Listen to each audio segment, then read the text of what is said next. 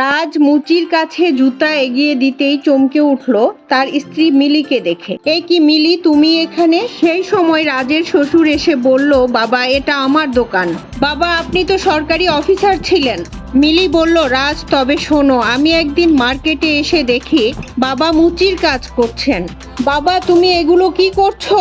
বাবার কাছে জানতে চাইলাম। বাবা জানালো, মা মিলি, পৃথিবীতে কোনো কাজই ছোট নয়। মিলি রেগে গেল, তাই বলে মুচির কাজ? তুমি 30,000 টাকা পেনশন পাও, সেগুলো কি করো? মা মিলি, আমি চিরকাল এই দুনিয়ায় বাঁচবো না, কিন্তু আমার কর্ম বেঁচে থাকবে। তাই আমার পেনশনের সব টাকা বিভিন্ন এতিমখানা দান করে দিয়েছি।